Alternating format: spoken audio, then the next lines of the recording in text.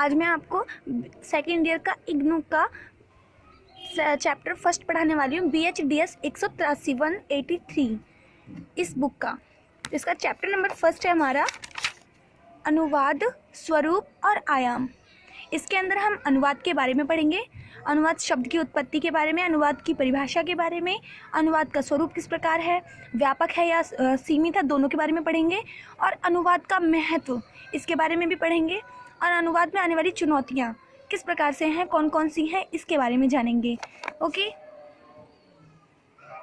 जैसा कि हम जानते हैं पहले से कि अनुवाद है जो मानव जीवन के प्रारंभ से चली आ रही गतिविधि है और सभ्यताओं और संस्कृतियों के विकास में भाषाओं का आदान प्रदान एक महत्वपूर्ण परिघटना है। मतलब कि देखिए, अनुवाद नहीं होगा तो हम संस्कृति को अपने पहले वाली और सभ्यता को कैसे जानेंगे, उनकी भाषा को अपनी उसमें ट्रांसलेट करके ही तो जानते हैं हम।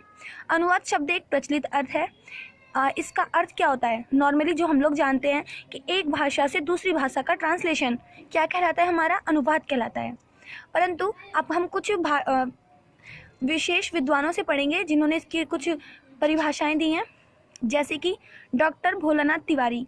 इनके अनुसार अनुवाद शब्द का संबंध वद धातु से है, वद धातु से, जिसका अर्थ होता है बोलना अथवा कहना। ओके, और वद धातु से घ प्रत्यय लगने से वाद शब्द बनता है और फिर उसमें अनुशब्द जोड़ने के बाद अनुवाद शब्द बन जाता है। ऐसे अलग अलग विद्वानों ने अलग अलग अपने विचार दिए हैं इस पर आज के संदर्भ में यानी आज के समय में अनुवाद के अंग्रेजी पर्याय यानी कि पर्याय शब्द यानी एक शब्द का दूसरा भी जो अर्थ, मतलब कि एक ही शब्द को और भी क्या क्या कहा जाता है उसे पर्याय कहा जाता है। ठीक है, आज के संदर्भ में यानी आज के समय में अनुवाद के अंग्रेजी पर्याय के समानांतर रखकर यदि इस शब्द को देखा जाए तो इसका अर्थ होगा एक भाषा में कहे गए कथन को दूसरी भाषा में कहना। ऑब्वियसली जो कोई चीज़ हम इंग्लिश में बोलते हैं फिर उसको ट्रांसलेट करते हैं हिंदी में, तो उसे तो हम अनुवाद कहते हैं, ट्रांसलेशन कहते हैं। इसे भाषांतर भी कहा जाता है।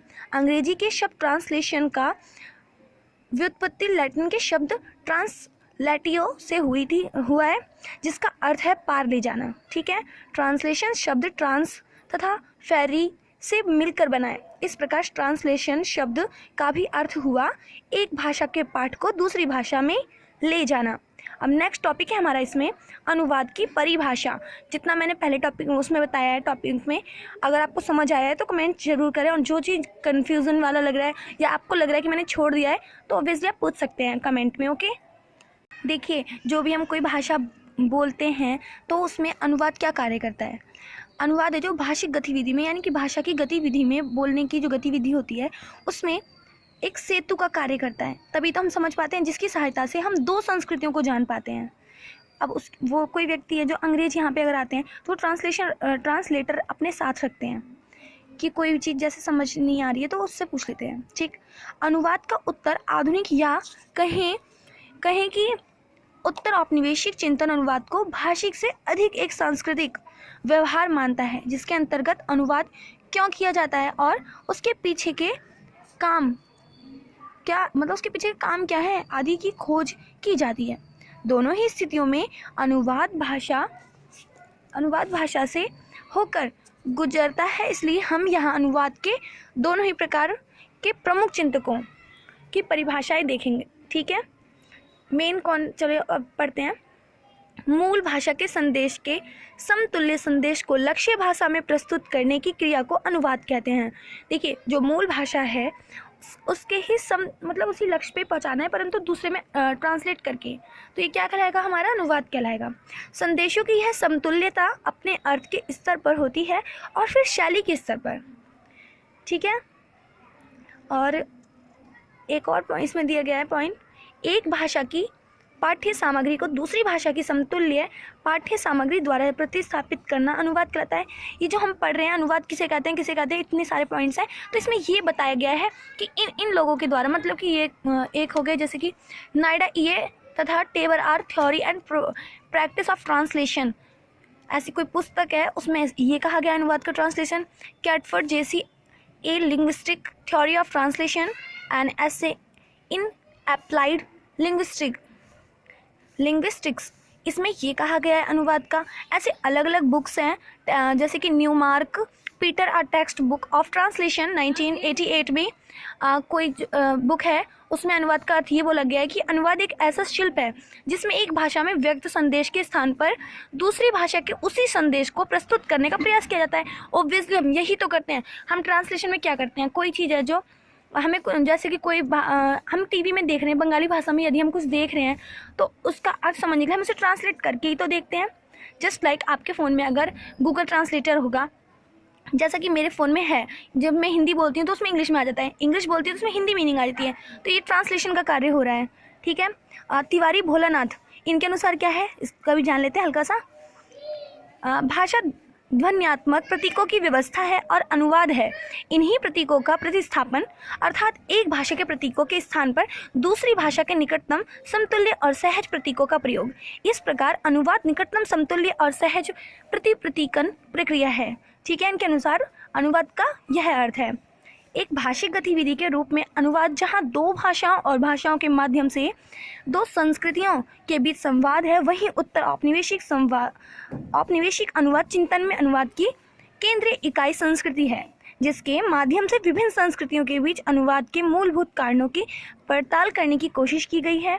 इसके प्रमुख चिंतक हैं Susan Bassnett, André Lefevere, Mona Baker, Harish Trivedi, Lawrence Venuti, Tejaswini, Niranjana, Homi Bhabha, Gayatri Chakravorty, Spivak आदि। ओके। जैसे कि आपकी बुक में एक ट्रांसलेशन दिखाया गया है कि एक समय तक हाशिए की गतिविधि माने जाने वाले अनुवाद को मानवीय आदान प्रदान की मूलभूत क्रिया के रूप में देखा जाने लगा। ये हिंदी है। इसके बाद इसकी ट्रांसलेशन इंग्लिश में की गई है। Once perceived as a marginal activities, translation begin to be seen a fundamental act of human exchange। ये बेसेंट सुसान ट्रांसलेशन स्टडीज़ में 2002 में छपा था। ओके।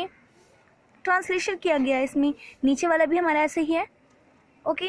ये कुछ एग्जांपल्स दिए गए हैं, अगर आप इसमें से कोई सा भी एग्जांपल याद रखते हैं तो बहुत ही बेनिफिशियल होगा आपके पेपर में मार्क्स लाने के लिए अच्छी वाले। एक और विद्वान है जिन्होंने ये बताया है कि देखिए, इस आदान प्रदान को शेरी साइमन कॉन्टैक्ट जोन क्या कहती हैं। इसी कॉन्टैक्ट जोन को उसकी पारंपरिक परिभाषा की जड़ता से निकालकर शेरी साइमन नया आयाम देती हैं।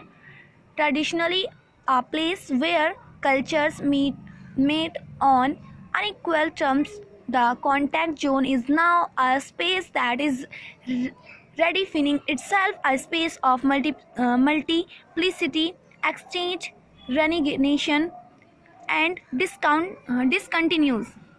स्पष्ट है कि वे अनुवाद को विविधता, परस्पर आदान प्रदान, संवाद तथा असातत्य के लिए एक जगह के रूप में देखती हैं।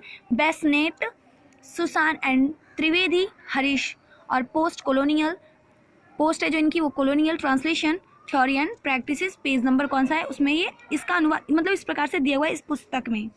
ऐसे ही कुछ पुस्तक हैं जिनमें ये जो ट्रांसलेशन है इतनी सारी आपकी आप लोग देख सकते हैं, इसमें से एक भी याद रख लेंगे तो अच्छा ही है।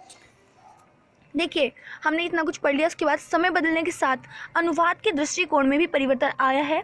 हम इस या आगे की इकाइयों में, मतलब आगे के जो चैप्टर्स होंगे उसमें भाषिक स्वरूप की ही चर्चा करने वाले हैं कि किस किस प्रकार से हम अपनी भाषा का प्रयोग करते हैं, कौन कौन सी भाषा का प्रयोग करते हैं, किस क्षेत्र में किस प्रकार की भाषा का होता है हमारा प्रयोग। ठीक है। अनुवाद के स्वरूप पर विस्तार से चर्चा करेंगे, जिसके अंतर्गत अनुवाद के व्यापक तथा सीमित दोनों स्वरूपों की चर्चा होगी।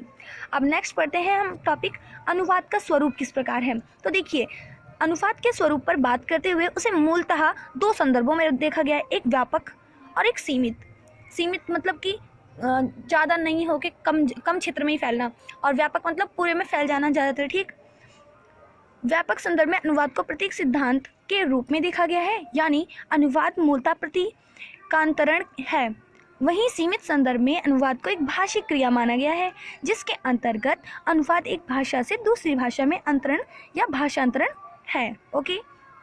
अब हम जानेंगे, दो प्रकार से हमने अभी जाना, एक था अनुवाद का व्यापक संदर्भ और एक था अनुवाद का सीमित संदर्भ। अब व्यापक के बारे में जान लेते हैं थोड़ा सा। तो हम अनुवाद का स्वरूप के अंदर क्या पढ़ेंगे, अनुवाद के ही 3 वो पॉइंट्स बताए गए इसमें। देखिए, एक मेज है जो, ठीक, देखिए जैसे कि एक प्रतीक विज्ञान की मूलभूत इकाई प्रतीक है, ठीक है। पियर्स एक हैं कोई विद्वान, उनके अनुसार, उनके मत अनुसार प्रतीक वह वस्तु है जो किसी के लिए किसी अन्य वस्तु के स्थान पर प्रयुक्त की जाती है। A sign is something that stands to somebody of something else in some respects और कैपेसिटी। उदाहरण के लिए अगर हम मेज पर विचार करते हैं तो मेज शब्द ना स्वयं मेज ना होकर मेज का प्रतीक मात्र है, जिसका चयन हमने उस वस्तु विशेष को पहचानने के लिए किया है, ठीक। और प्रतीक सिद्धांत के आधार पर रोमन जैकबसन ने भाषिक पाठ के अंतरण को 3 आधारों पर देखने का प्रयास किया है। भाषिक किसको? पाठ को। पहला अंतःभाषिक अनुवाद यानी इंट्रालिंगुअल ट्रांसलेशन, अंतर्भाषिक अनुवाद इंटरलिंगुअल ट्रांसलेशन, अंतर प्रतीकात्मक अनुवाद इंटर यानी सेमिओटिक ट्रांसलेशन, ठीक है। अब हम जानेंगे इन तीनों के बारे में, अंतर्भाषिक अनुवाद के बारे में, फिर अंतर्भाषिक अनुवाद के बारे में, फिर अंतर प्रतीकात्मक अनुवाद के बारे में। तो जो पहला है हमारा अंतर्भाषिक अनुवाद है, जो इसके अंतर्गत क्या है कि एक भाषा की प्रतीक व्यवस्था में व्यक्त पाठ को उसी भाषा की अन्य प्रतीक व्यवस्था में रखना अथवा प्रस्तुत करना क्या कहलाता है? हमारा अंतर्भाषिक अनुवाद कहलाता है। इसे हम अन्वयांतरण भी कहते हैं। इसका एक सटीक उदाहरण है संस्कृत में, जो संस्कृत के कुछ पाठ हैं उसमें उसकी टीकाएं, इसका जटिल उदाहरण है एक। नेक्स्ट है हमारा अंतर प्रतीकात्मक अनुवाद, ठीक है, जहां अंतर्भाषिक और अंतर्भाषिक अनुवाद में प्रतीक 2 का भाषिक इकाई होना अनिवार्य है, वहीं अंतर प्रतीकात्मक अनुवाद में प्रतीक 2 यानी लक्ष्य पाठ भाषिक ना होकर भाषेतर होता है। दूसरे शब्दों में अगर हम कहें तो इसमें भाषिक पाठ का अनुवाद भाषेतर इकाई में होता है। उदाहरण के लिए किसी उपन्यास या कहानी का फिल्म, नाटक या धारावाहिक में रूपांतरण कर दे, मतलब नाटक है उसको धारावाहिक में कर दो, ठीक है। यहाँ अंतरण भाषिक ना होकर रूपगत होता है। Sharat Chandra, Premchand, Shakespeare, Mannu Bhandari, Ruskin Bond आदि इनकी रचनाओं का फिल्म में रूपांतरण इसके उदाहरण है। सबसे बड़ा उदाहरण मिल गया ना। प्रसिद्ध कविता का गीत में और गीत या कविता आदि का विज्ञापन के जिंगल में रूपांतरण भी अंतर प्रतीकात्मक अनुवाद के उदाहरण है। ऑफ कोर्स पेपर में ये तो जरूर आएगा, कंफर्म है। अंतर्भाषिक अंतर प्रतीकात्मक अनुवाद ये, ठीक है। नेक्स्ट है हमारा पॉइंट, अनुवाद का सीमित संदर्भ क्या है। तो देखिए, अनुवाद का सीमित संदर्भ अनुवाद को केवल एक भाषिक क्रिया मानता है, जिसके अंतर्गत स्रोत भाषा के पाठ का लक्ष्य भाषा में अंतरण किया जाता है। सीमित संदर्भ में अनुवाद के 2 आयाम माने गए हैं, पाठधर्मी अनुवाद, प्रभावधर्मी अनुवाद। पाठधर्मी अनुवाद क्या है इसके बारे में जानते हैं। देखिए, जो इसमें पहला है हमारा पाठधर्मी अनुवाद है, जो इससे तात्पर्य ऐसा है कि जो हम, जैसे कि मैं ऐसे ही बता दे रही हूँ, बिना बुक की लैंग्वेज हमें तो पढ़ना ही पड़ेगा वैसे, पर मैं बता दे रही हूँ कि जैसे कि अब हम कोई चीज़ पढ़ रहे हैं उसे same to same as it is, उसके जो भी लक्ष्य उद्देश्य है वो चेंज नहीं होना चाहिए, और आप अपने वो स्वतंत्र नहीं होते हैं इसमें जो ट्रांसलेशन करते हैं, वो अपनी तरफ से कोई एग्जाम्पल नहीं दे सकते हैं, एक आध शब्द नहीं दे सकते हैं। एज इट इज़ जो इसमें दे रखा हो वही उसका ही ट्रांसलेशन करना ही क्या कहलाएगा आपका पाठधर्मी अनुवाद। अब जरा थोड़ा सा पढ़ के देख लेते हैं। ऐसा अनुवाद जिसमें पाठ अर्थात स्रोत पाठ सर्वोपरि हो। ऐसे अनुवाद में अनुवादक से अपेक्षा की जाती है कि जो अनुवाद कर रहा है उसे अनुवादक कहते हैं, वह मूल पाठ के प्रति, जो पाठ है उसके प्रति ईमानदार हो और अनुवाद करते समय मूल की आत्मा को बचाए रखने का सतत प्रयास करे। मतलब कि ऐसा नहीं हो कि वो सुन कुछ रहा है बता कुछ रहा है, भाई ईमानदार होनी चाहिए उस टाइम पे। वो जो भी केंद्र बिंदु जो बताना चाहता है, जो ट्रांसलेटर है जो बता रहा है। अब देखिए, जैसे कि कोई केंद्र, वो ये बताना चाहते हैं केंद्र बिंदु कोई व्यक्ति, और वो अलग बता दे थोड़ा, तो ये गलत हो जाएगा ना। इसलिए अनुवादक को यहाँ अनुवाद प्रक्रिया में छूट लेने की सुविधा नहीं होती है। अनुवादक यहाँ मूल पाठ के कथ्य और शिल्प दोनों के प्रति सचेत रहते हैं, और उसे अनुवादक यहाँ मूल पाठ के कथ्य और शिल्प दोनों यथासंभव लक्ष्य भाषा में लाने का प्रयास करते हैं कि वो किसी प्रकार से समझा रहे हों तो उसी में आ जाए, ठीक है, लक्ष्य पे अपने। कार्यालयी विधि यानी कानून तथा किसी भी प्रकार के ज्ञानात्मक साहित्य के लिए पाठधर्मी अनुवाद ही बेहतर माध्यम है, ठीक। अब नेक्स्ट देखिए, इसके विपरीत है प्रभावधर्मी। जैसा कि शब्द से ही स्पष्ट है, पाठ के प्रभाव को केंद्र में रखकर चलता है। स्रोत पाठ का लक्ष्य भाषा के पाठक एवं समाज पर भी वैसा ही असर पड़े। इसके लिए आवश्यक है कि उसे लक्ष्य भाषा की प्रकृति के अनुसार बनाया जाए। यह तभी संभव है जब अनुवादक अनुवाद करते समय उसमें यथासंभव छूट ले। ठीक है, इसके लिए अनुवादक का दोनों संस्कृतियों का ज्ञान एवं समझ होना अपरिहार्य है। साहित्य के अनुवाद में, विशेषतः कविता के अनुवाद में प्रभावधर्मी अनुवाद किया जाता है। मैं देखो, कविता जो होती है छोटी छोटी लिखी होती है लाइंस, परंतु उसे हमें एक्सप्लेन करना पड़ता है, तो अच्छे से उस केंद्र बिंदु को ध्यान में रखते हुए तो हम उसे एक्सप्लेन करते हैं, कुछ एग्जाम्पल्स डालते हैं, तो ये उसमें छूट होती है प्रभावधर्मी अनुवाद में। आगे अनुवाद के विभिन्न प्रकारों पर बात करते हुए हम उसे सुगमन्य बनाते हुए विस्तार से पढ़ेंगे। देखिए, अगला टॉपिक है हमारा अनुवाद का महत्व। देखिए, अनुवाद का बहुत महत्व है, आप जानते ही होंगे। एक तो शिक्षा और अनुवाद, पर्यटन और अनुवाद, प्रशासनिक क्षेत्र में अनुवाद, हर क्षेत्र में अलग अलग प्रकार से हम अपनी भाषाओं का प्रयोग करते हैं। जनसंचार माध्यमों में अनुवाद, साहित्य और अनुवाद। अब इसमें मैं ऐसे ही बता देती हूँ आपको क्या बताया जा रहा है। अब आप अपने घर में एक उदाहरण, पहले देखिए, शिक्षा और अनुवाद कहा गया है ना, टीचर है जो, देखिए, शिक्षा के क्षेत्र में अनुवाद का अत्यधिक महत्व है। विश्व भर में उपलब्ध ज्ञान और शोध को शिक्षार्थियों तक पहुंचाना आज बेहद आवश्यक है। देखिए, मैं ये बताना चाहती हूँ, इसमें आप जब बच्चा जो पढ़ रहा है उसका बोलने का लहजा और तरीका वो बहुत अलग होता है। औपचारिक रूप से वो बोलता है शिक्षा के क्षेत्र में, ठीक है, अच्छे तरीके से टीचर से बिहेव करता है। अनुवाद के माध्यम से ही शिक्षार्थियों को नवीनतम जानकारी उपलब्ध कराई जा सकती है। अगर हमें अनुवाद आता है तभी तो हम अलग अलग क्षेत्र की पढ़ाई कर सकते हैं। विद्यालयों में भारतीय भाषाओं के साथ साथ अंग्रेजी एवं विश्व की अनेक भाषाएं पढ़ाई जा रही हैं। ठीक है, इसमें पर्यटन और अनुवाद, देखिए, अब कोई भी पर्यटन और अनुवाद, देखिए, कोई भी पर्यटन आता है तो उसका अनुवाद करके हम बताते हैं उसे। कुछ दशकों में पर्यटन एक बड़े व्यवसाय के रूप में उभरा है, और क्या ये भी एक व्यवसाय है। बहुत सारे लोग आते हैं इंडिया घूमने, वहाँ पे ट्रांसलेटर की आवश्यकता पड़ती है, तो ये भी एक व्यापार से जुड़ जाता है। प्रशासनिक क्षेत्र में भी काफ़ी अनुवाद की आवश्यकता पड़ती है। जैसे भारत के विभिन्न प्रदेशों की राजभाषा उनके क्षेत्र की प्रमुख भाषा है। हिंदी को संघ की राजभाषा घोषित किए जाने के बावजूद यह प्रावधान है कि जब तक सभी क्षेत्रों में हिंदी लागू नहीं हो जाती है तब तक अंग्रेजी सह राजभाषा के रूप में उपयोग में लाई जाती रहेगी। इसका परिणाम यह हुआ कि आज भी प्रशासनिक स्तर पर द्विभाषा की स्थिति बनी हुई है, जिसके चलते प्रशासनिक क्षेत्र में अनुवाद हमारा आज भी मतलब अत्यधिक महत्व है इसका। इसी के परिणाम स्वरूप नियम, कानून, आदेश आदि मूलतः अंग्रेजी में तैयार किए जाते हैं, क्योंकि अभी कोई राष्ट्रीय भाषा तो कोई घोषित ही नहीं हुई है, राजभाषा हुई है। जनसंचार में भी ऐसी होता है। ठीक, साहित्य। नेक्स्ट है हमारा अनुवाद कार्य की चुनौतियाँ क्या क्या हैं, ये इंपॉर्टेंट है। चलिए जल्दी जल्दी हम पढ़ते हैं, फिर हमारा चैप्टर पूरा फिनिश हो जाएगा। अनुवादक को 2 भाषाओं का ज्ञान अनिवार्य है, लेकिन उसके साथ साथ उन्हें दोनों भाषाओं की संस्कृति का ज्ञान होना भी उतना ही आवश्यक है। पहली चुनौती है भाई, कठिन कार्य है। सेकंड, अनुवाद में सहजता, स्पष्टता और भाषा में प्रवाह होना चाहिए। ये अटक अटक के आप कर रहे हो तो ऐसी पागल हो जाएगा, सुनेगा ही नहीं। थर्ड पॉइंट, 2 भाषाओं के ज्ञान के साथ साथ दोनों भाषाओं की प्रकृति की भी समझ होनी चाहिए, कि जब वो जैसे दक्षिण अफ्रीका में शायद सिर को दाएं बाएं हिलाते हैं तो उसका मतलब हाँ होता है, और यहाँ पे अगर हम सिर को दाएं बाएं हिलाएंगे तो उसका मतलब तो नहीं होता है। तो आपको हाव भाव भी वहाँ के पता होना चाहिए कि कब कौन सी, अगर हम एक्टिविटी कर रहे हैं तो कौन सा हाव भाव होने चाहिए। ठीक है, कोई भी पाठ किसी कालखंड में लिखा जाता है, यहाँ जरूरी नहीं कि उसी कालखंड में उसका अनुवाद भी हो रहा हो।